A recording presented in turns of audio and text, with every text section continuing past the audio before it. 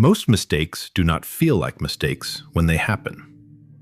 They feel normal. They feel reasonable. They feel correct. That is not a failure of thinking. That is how the brain stays alive. In 2010, neuroscientist Carl Friston published a paper in Nature Reviews Neuroscience describing what he called the free energy principle. The claim is direct. The brain is not designed to see the world accurately. It is designed to reduce surprise. Not emotional surprise, biological surprise. Anything the system did not predict and cannot easily explain. From this view, perception is not passive. The brain does not wait for reality and then respond. It predicts first. Every moment, the brain generates a model of what should be happening next, what should be seen, what should be heard, how the body should feel, how events should unfold. Incoming sensory information does not lead. It checks for error. If reality roughly matches the prediction, nothing changes.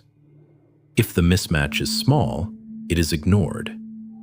If the mismatch is large, the model adjusts, but slowly. This means most of what feels like seeing is actually confirming what was already expected. That is why familiar environments feel stable.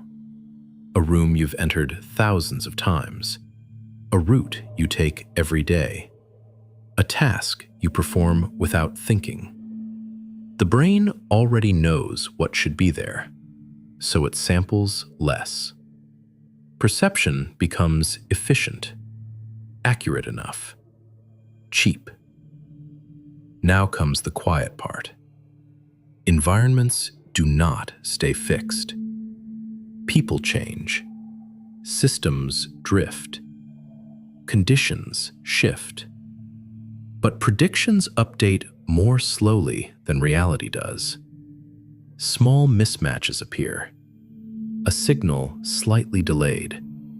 A response slightly off. An outcome slightly different than expected. Nothing breaks. Work continues. Conversation continues. Decisions still get made. Because function remains intact, the brain treats the mismatch as noise, not as information. Each ignored mismatch slightly reshapes the internal model. Not consciously, not noticeably. This is drift. The model remains internally consistent, but it is no longer tightly coupled to reality. Then something interesting happens. When errors finally appear, they do not feel like failure. They feel like confusion outside the system. It was unusual. That was unexpected. That shouldn't have happened.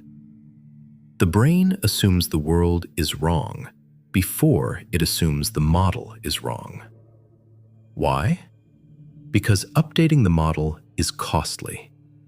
It increases uncertainty. It increases surprise. So the system protects the model first.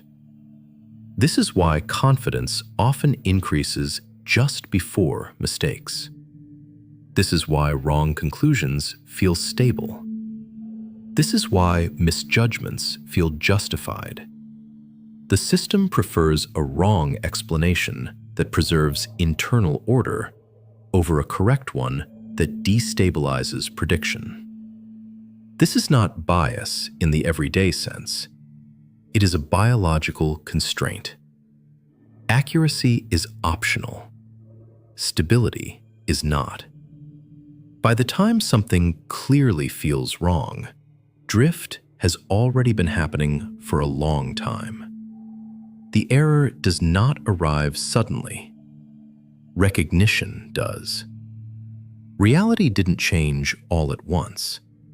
Perception adjusted quietly, step by step. And that is the unsettling part.